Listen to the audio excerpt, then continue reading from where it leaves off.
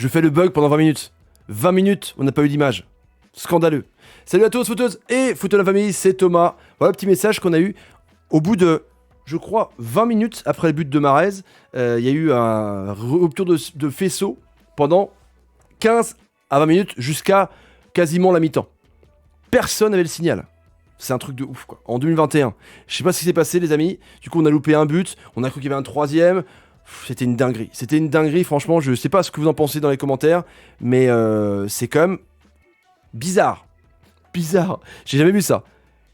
Autant de temps. C'est un truc de ouf, quand même. Ça a énervé tout le monde sur Twitter. Ça s'est enflammé. Et mine de rien, l'Algérie a gagné quand même 4-0 avec des buts de Mahrez, Mendy, des buts de Benasser et Bagdad Bounedjah. On a cru à un moment donné, d'ailleurs, que Slimani avait marqué, mais non, c'était Mendy. Parce que Mendy avait un but refusé, ou pas. Enfin, c'était un bordel sans nom, franchement.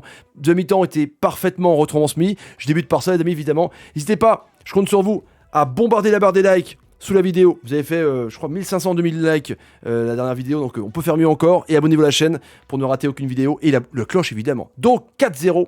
Une tôle classique pour l'Algérie. Hein, c'est le tarif maison. Pourtant, le Niger, comme au match aller, a très bien débuté sa rencontre. On va parler du Sénégal aussi, Sénégal tout à l'heure qui a été très bon contre la Namibie avec notamment un Diédou qui a marqué un triplé. Et donc ouais, l'Algérie contre le Niger, au début, à chaque fois ils ont du mal parce que le Niger rentre dans l'art des Algériens et avec une pelouse. Alors Belmadi avait dit que la pelouse était un petit peu mieux que le stade Moustapha Tchaker.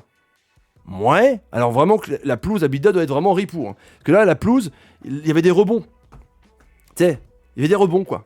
C'est compliqué quand même pour des gens tactiques. Alors, encore une fois, c'est pas de la faute du Niger. Enfin bref, je comprends pas qu'on n'arrive pas encore une fois en 2021 à avoir des pelouses normales. Je dis pas des tapis ou des billards comme il peut y avoir en Angleterre ou en France sur certains stades, mais au moins normal, tu vois. Pas une pelouse d'un terrain qui demande une viabilisation, quoi, tu vois. Une pelouse normale. Pelouse tondue, tu vois. Parce que là, c'est pas possible de jouer au foot. Mais sinon, il y avait la composition d'équipe de Belmadi était intéressante. Il a quand même confirmé son 4-4-2 à plat. 4-4-2 à plat avec donc Benasser, Zerouki dans l'axe. Mahrez, Slimani, Bounedjah. Alors, Slimani et Bounedjah étaient plutôt devant. Hein. Évidemment, ça c'est un 4-2-3-1. Belili était à gauche. Mais c'est vrai que Belili a beaucoup joué derrière l'attaquant. J'ai trouvé, derrière Bounedjah. Et Slimani est sorti assez tôt, mine de rien. Bounedjah aussi est sorti un petit peu sur civière. Il y a eu pas mal de trucs étranges. Et Attal aussi, les amis, a eu une petite gêne. Donc j'espère qu'il n'y a pas Attal de blessé. Parce que mine de rien, sur une pelouse comme ça, par rapport aussi aux appuis, c'est quand même compliqué. Mais en tout cas, on a vu une équipe sérieuse qui a 31 matchs sans défaite, qui dépasse la France et qui galope vers l'Italie avec ses 37. Tombé contre l'Espagne, mine de rien. Donc, équipe invaincue. Et je vous dis, rien ne fait peur à cette équipe. Déjà, la technicité des joueurs malgré la pelouse ripou. Le changement de tactique, les joueurs l'emmagasinent direct, l'ingèrent. 4-4-2, ok, pas grave. 4-4-2, on le prend direct. Tu vois, ça coule de source, quoi. Belmadi est vraiment un énorme manager, un énorme coach. Il change des joueurs. Bedran a été meilleur que le match précédent, en tout cas, je trouvais. Farez aussi, c'est pas Ben Sebaini encore. Attal était très bon, mais il est sorti un petit peu blessé, j'espère que c'est pas grave. L'axe était bon. Raïs Mboli a sorti quand même 2 belles parades au début du match. Je vous dis, le Niger a bien débuté. Et sinon, à Mahrez, tranquillou, mais quand même, qui a marqué un but, qui a fait une passe D.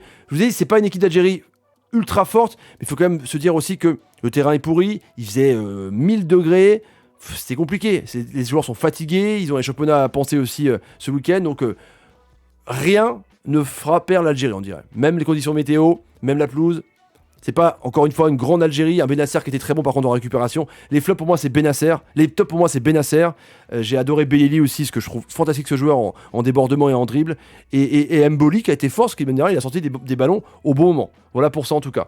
Et le classement du coup de l'Algérie ici, avec 10 points pour l'Alger. 10 points pour l'Alger. Donc il y aura 2 matchs encore contre Djibouti. Donc une victoire contre Djibouti permettra à l'Algérie d'aller en barrage en mars. Une seule victoire et il y aura un Algérie-Burkina énorme.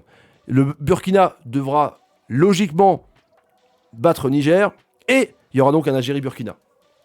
Une finale de groupe énorme. si le Burkina continue sur sa lancée, mine de rien. Ah non, ils ont plus que... Non, ils ont encore 2 matchs, évidemment. Non, il manque un match. Ils sont à 5 matchs. Ils sont à 5 matchs, les amis, c'est ça, hein. Donc ça le fera, ça le fera. Non, mais l'Algérie qualifiée, de toute façon. L'Algérie qualifiée, pas de problème. Juste Djibouti à taper, et puis c'est bon. Tout le respect qu'il y a pour Djibouti, ça peut le faire, les amis. Et donc, le Sénégal, qui a, pareil, été plutôt cohérent avec un triplé de Diédou. C'est vrai que c'est assez rare pour le souligner. Diédou qui marque un triplé. Franchement, on ne s'attendait pas. Avec une belle équipe, avec un Sadio Mané en numéro 10. Alors, je suis pas très fan non plus de ces 4-2-3-1. En général, je préfère des 4-3-3 un peu plus solides. Mine de rien, ils sont venus au score, la Namibie, par Chalou Lilé, juste après le premier but de Diédou. Et ils sont venus derrière. Ils sont venus juste dans la foulée. Là, tu vois quand même que la défense sénégalaise a un petit peu de mal. Le milieu de terrain, Kouyaté, c'est pas bon. Gay, c'est énorme, je suis d'accord avec vous. Je mettrais peut-être un Diatta en 4-3-3. En tout cas, le Sénégal, eux, ils sont qualifiés. Ils ont 12 points. Ils sont qualifiés. Ils vont en barrage. Contre qui? On verra en tout cas par rapport aux têtes de série. Mais moi, je suis pas trop fan comme de ce qu'a fait Aliou Cissé. C'est vrai que vous dites beaucoup aussi que Cissé, vous n'êtes pas d'accord avec lui sur les placements de ses joueurs. Kouyaté, donc c'est pas possible, Kouyaté au milieu de terrain. Nampalys Mendy est rentré. C'est pour ça qu'il était blessé. Non, il est rentré. Tu mets Mendy Gay, tu mets Mané sur un côté, Baldé était transparent. Tu mets Sarr et tu mets Dédou ou Boulaïdia s'ils sont disponibles. Tu vois. Tu mets pas 4 offensifs comme ça.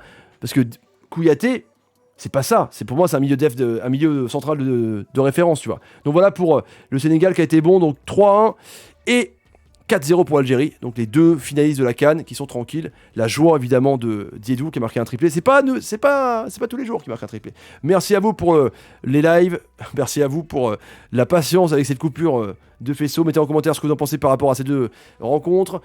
Partagez les vidéos sur Twitter, Facebook, Instagram et Snapchat. Et puis à très très vite. Salut. Et salut. Incroyable cette coupure, c'est dingue.